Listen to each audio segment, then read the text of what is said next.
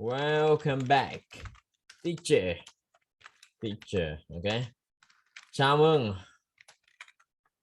Quay trở lại. Teacher. Giáo viên. Teacher. Comment nào. W gọn này. Welcome back. Welcome back, teacher. Ok, hãy nhắc lại thế nào. Repeat out to me. Welcome back. Welcome back, teacher. Ok. Xin mời Bảo Hưng nào. Nhắc lại thế nào. Welcome back, teacher. Welcome back, teacher. W nào. Đẩy hơi ra chút. Welcome back, teacher. Welcome back, teacher. Okay, good. Thank you. Thank you. You're welcome. You're welcome. Rồi, tuyệt vời. Okay, thanks. Okay, so let's go to the next spot. Okay, mình sẽ học cái phần tiếp theo các bạn nhé. Let's go to the next spot. Okay, which is vocabularies. Okay, phần này thì mình sẽ học cả phần từ vựng và phát âm các bạn nhé. Rồi, các bạn hãy comment I'm ready xem nào. Please comment I'm ready. Hãy comment đi I'm ready để mình học tiếp phần tiếp theo. Please comment I'm ready. Comment đi I'm ready.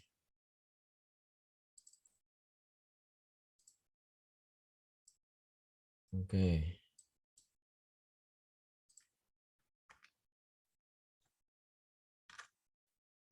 Ok, và các bạn hãy add số Zalo của thầy nhé các bạn nhé. So my Zalo number is 0933 733 031. Okay, it's my Zalo number. Đây số Zalo của thầy các bạn nhé. It's my Zalo number. Okay, so please save it in case you want to ask me something. Okay, các bạn cần hỏi gì thầy thì các bạn hỏi qua Zalo này. Thầy sẽ Zalo thầy dùng cá nhân. Okay, this is my Zalo number. Okay, đây là Zalo của tôi. This is. Đây là số Zalo của tôi. Các bạn này nhắc lại thế nào. This is my Zalo number. Okay. Good. Okay, so let's learn. Okay. Mình sẽ học tiếp các bạn nha. So today we learn about R sound. Hôm nay mình sẽ học về âm R. R sound là âm A các bạn nhé. Hôm nay mình sẽ học các từ có âm R. R. Okay, so the first one, từ đầu tiên. Listen and repeat. Các bạn nghe và nhắc lại theo. Và các bạn luôn nhớ là gì? Thầy luôn nhắc các bạn là gì? Repetition is the mother of success các bạn nhé. Repetition is the mother. Mẹ của thành công. Okay, các bạn nhắc lại theo thầy nha. Repetition is the mother of success. Như là sự lặp đi lặp lại là mẹ của thành công các bạn nhé. Okay, các bạn comment đi nào. Repetition là sự lặp đi lặp lại là mẹ của thành công.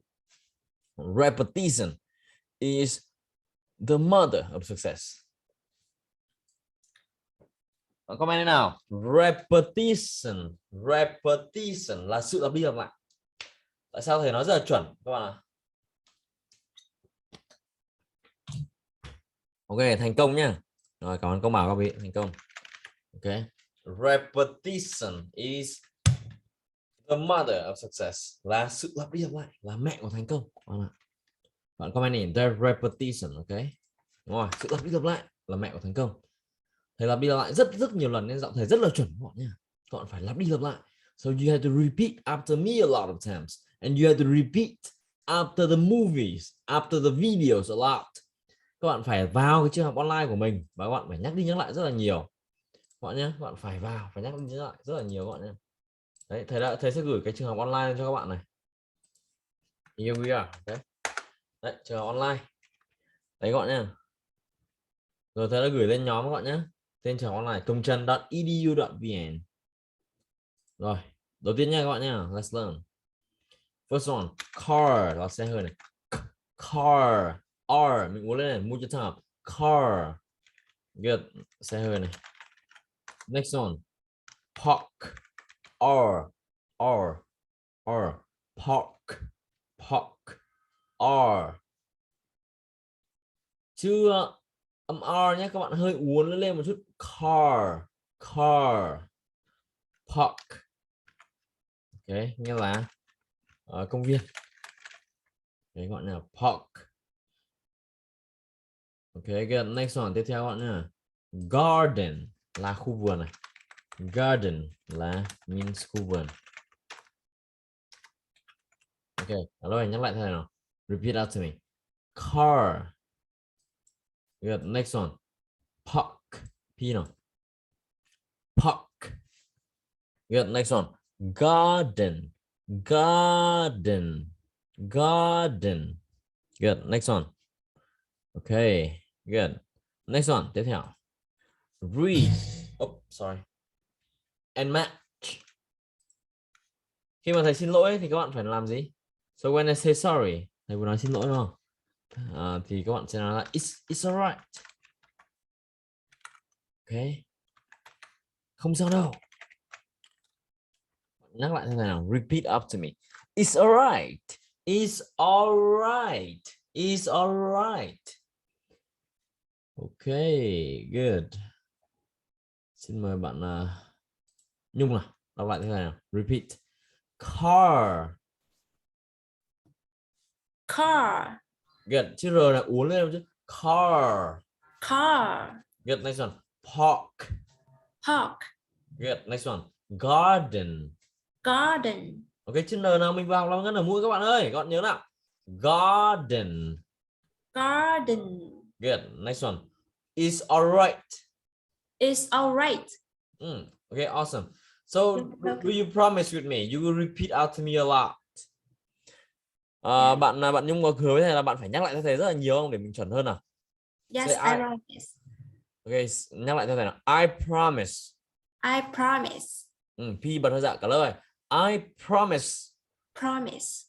Good. Thank you. You're welcome. Rất tuyệt vời. Okay, good. Tiếp theo các bạn nhé. Next one. Star. Read and match. Read là đọc này. Đọc and match. Và nối các bạn nhé. Match. Và nối. Okay. Repeat. Read and match. Good. First one. Star. Ngôi sao này. Good. Cái tên nào mà học rồi thôi. Star. Garden. Car. Park. Garden. Okay. Chỉ mỗi từ star rồi các bạn này. Star. Star. Một là mình uốn lên vào trong các bạn nhé. Star. Hoặc là mình kéo lên vào. Star. Ok. Con hiểu nhỉ? Ghi âm số quy tắc số 4 này. Rule number 4. Rule number 4. Âm R ở cuối này. Hoặc RE này. Ở cuối này. Cuối là by the end. Okay. So when you see the R or RE by the end of the word ở cuối từ thì phải kéo lưỡi vào. Okay, so you have to pull your tongue back. Ok các bạn, kéo lưỡi vào nhá, phải kéo lưỡi vào. Pull your tongue back. Hoặc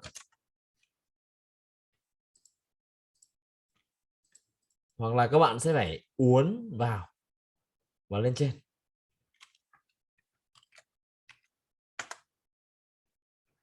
Ok. Đây thì chữ U các bạn nhá, tongue. Con này repeat là gì? Tongue, pull your tongue back. Hoặc uốn lưỡi lên và vào trong. Repeat là gì? Star, garden. Next one, car, park, car and garden. Con hiểu nhỉ? Please comment understood. Comment đi, đã hiểu đi. Hoặc là got it. Okay, nào comment got it xem nào. Okay, understood, got it. Ngọc Hương Huyền đã hiểu này. Minh Huy hiểu, Công Bảo hiểu, tuyệt vời. Xuân Ngữ hiểu, Hoàng Lương.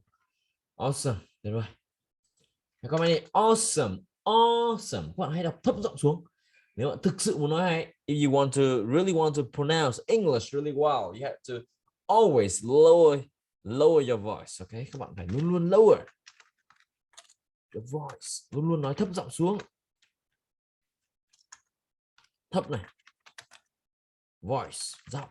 Các bạn phải luôn luôn nói thấp giọng xuống các bạn ơi. Lower your voice, okay?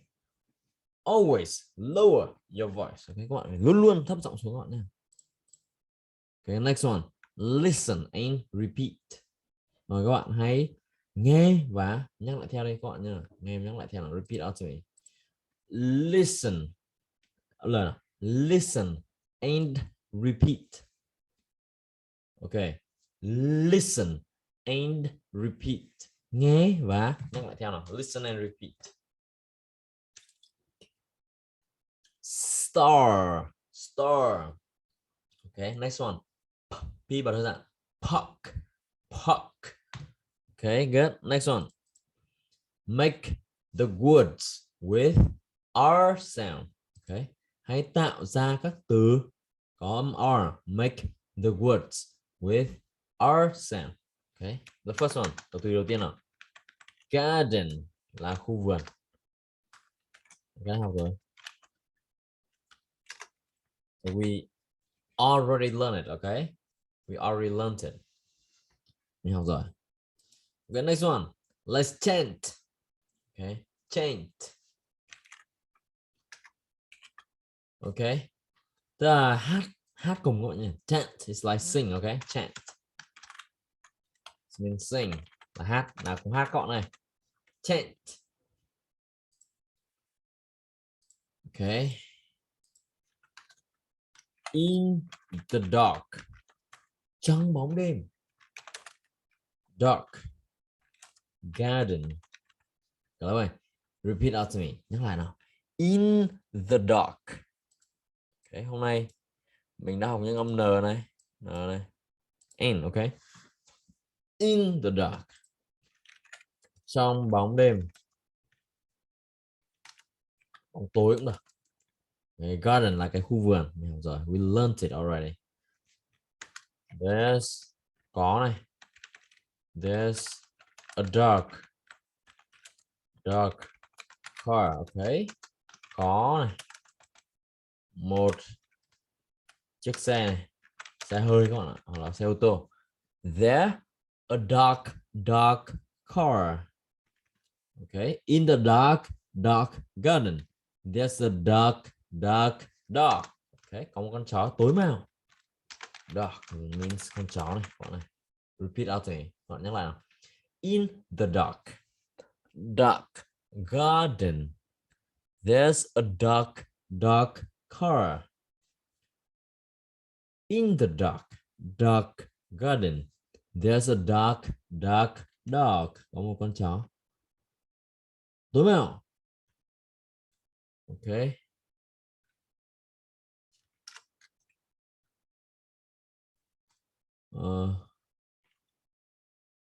Wait a second.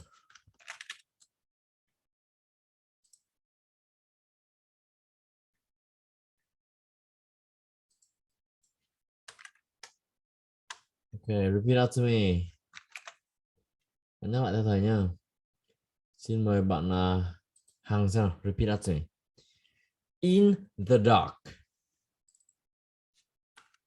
Nhắc lại theo thầy nào. In the dark. In the dark. Dark garden. Dark garden. Okay, âm cây nào. Dark garden. Dark garden. There's a dark car. The dark car. In the dark garden. In the dark garden. There's a dark dog. There a dark dog. Ok, bạn Hằng ơi, bạn Hằng có học, bạn Hằng học bao nhiêu tiếng một ngày ở nhà nhỉ bạn Hằng nhớ? How long do you learn English every day? Nào. Rồi không. Bạn có thấy là Rồi. bạn đọc khác với các bạn khác không? Thầy nhận ra ngay. Vâng. Bạn không chịu học ở nhà, bạn không chịu ôn bài thì làm sao bạn theo được cái lớp? Các bạn khác nó tiến bộ rất là nhiều, tại sao bạn lại không làm? Bạn Hằng nhá. Vâng, em cố Bạn chấp. viết ra, ok. Vâng. Bạn thấy bạn đọc thầy biết ngay mà. Ok.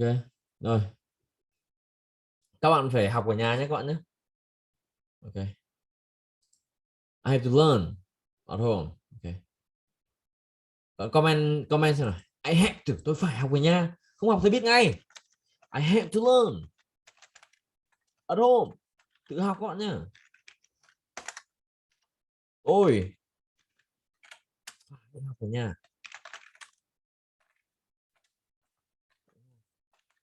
Bạn này. I had to learn at home. Bạn nhé. I had to learn at home. Self-study. Self-study. Phải tự học rất là nhiều. Phải tự học các bạn nhé. Lâu rồi, nhắc lại cho thầy nào. Self-study. Self-study. Ok. Còn comment đi nào. Self-study. Nghe tự học. I had to learn at home. Các bạn phải tự học ở nhà các bạn ơi. Phải học ở nhà.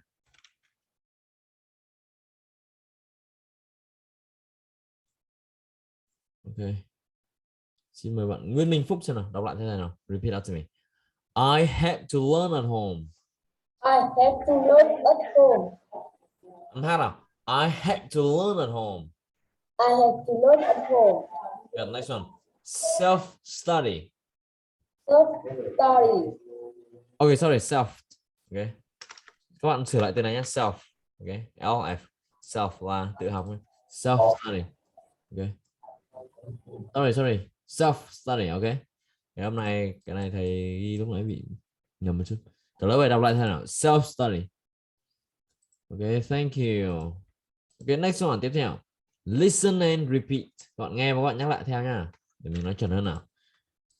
They are playing in the park. Các bạn thấy các bạn này đang chơi ở công viên, đang chơi các bạn nhé, đang làm việc gì đấy. They are playing in the park. They are playing in the park. Họ đang chơi trong công viên các bạn nhé. Đó, nhắc lại thế nào. They are playing in the park. Okay, good job. One more time, một lần nữa. They are playing in the park. Okay, good. Next one. Tiếp theo các bạn này. The car is in the car park. Okay. The car. Các bạn nhớ không? Kéo lên vào. Car. Okay. Không đọc kha nha. Các bạn không đọc là kha đâu nhá. Don't say car, kha. You never say kha. Car. Đúng rồi. Rất tốt các bạn nhá. Car là xe hơi các bạn nhé. Đấy, đọc là car. Đấy, các bạn không được. Đấy, các bạn đọc theo thầy nào. Car. The car means xe hơi này.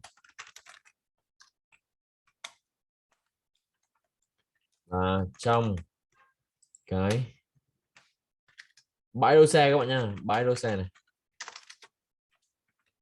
Okay. Car park là bãi đỗ xe các bạn nhé. Car park, bãi đỗ xe hơi. Repeat out to me. Các bạn nhắc lại thế nào? Theo thầy nha. The car is in the car park. Okay. Các bạn nhắc lại theo thầy nào. One more time, một lần nữa. The car is in the car park. Okay. Good. Xin mời bạn Đặng nào. Nhắc lại theo thầy nha. One more time. The car The car. TH là các bạn ơi, để lưỡi giữa hai răng. Put your tongue between your teeth. The Blow out. The car car is in. in Is âm Z nào? Is in is the car park. the car park. P nào? Park. Good. Okay. Thank you. You're welcome. You're welcome. Okay. Good. Next one. Tiếp theo.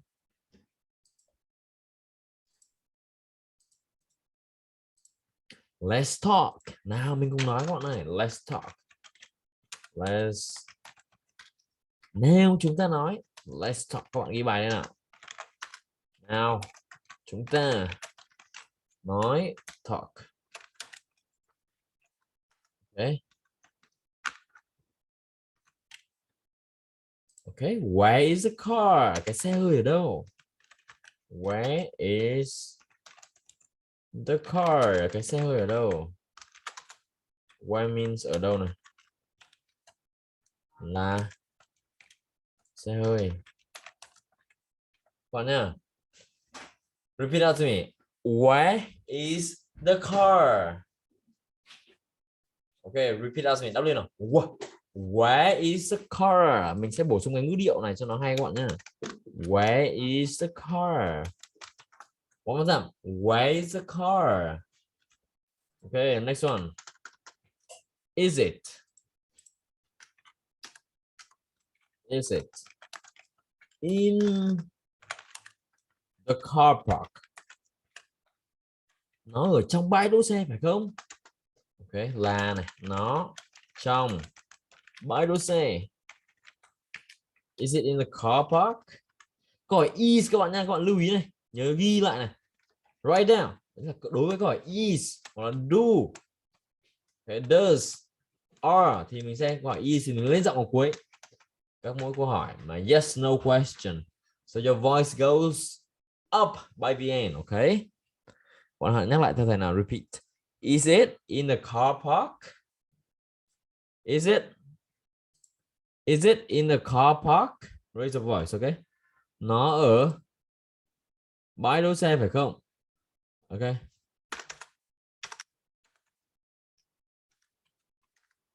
No. It's in the garden. Không. Nó là trong cái vườn. Ok. Cả lớp này. No, it's in the garden. No. It's in the garden. No, it's in the garden. It's in. Mình nhấn vào những từ quan trọng. Các bạn có mà ghi lại nào, để mình nói hay thì mình phải stress một cái cực kỳ quan trọng mà thầy mất 10 năm.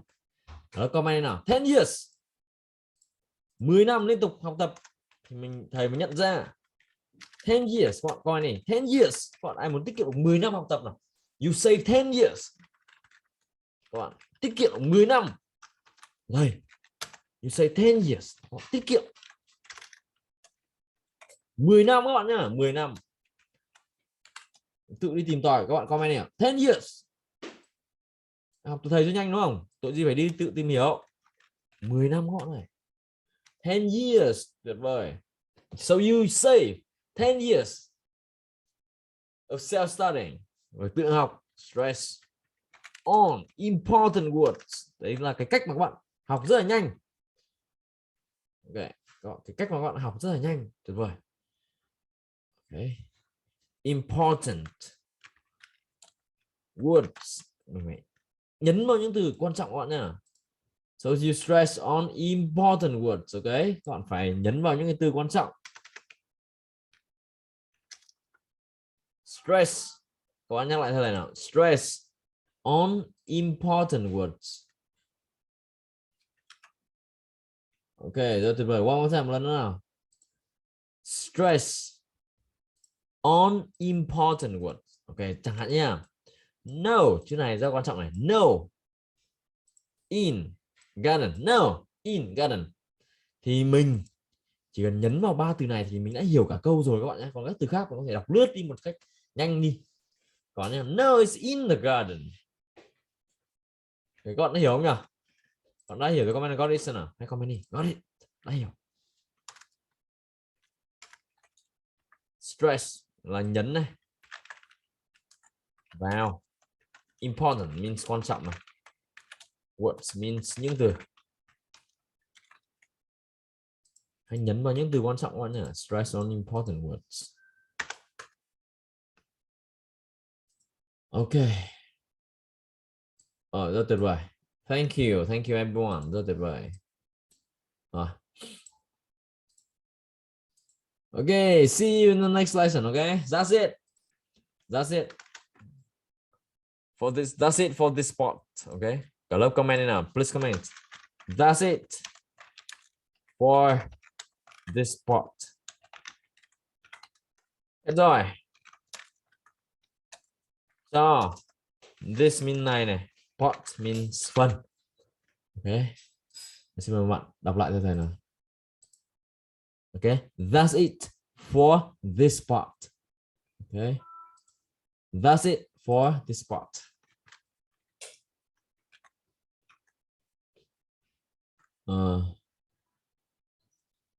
Xin mời bạn đọc lại cho thầy nào. Xin mời bạn Lâm Anh đọc cho thầy nào. Repeat. That's it for this part.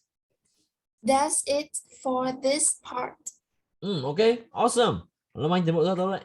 Thank you. You're welcome. You're welcome. Tuyệt vời. Đấy, rất là nhiều bạn trong chỉ làm theo những lời thầy dặn thì các bạn tiến bộ rất là nhanh. Rất tuyệt vời nha. Thank you. Okay, so take a break. Các bạn nghỉ giải lao chút nha. Và nhớ là làm tất cả mọi thứ mình phải nói tiếng Anh. So you do everything, you have to say it in English. Okay, good, let's go. Take a break để mình học phần tiếp.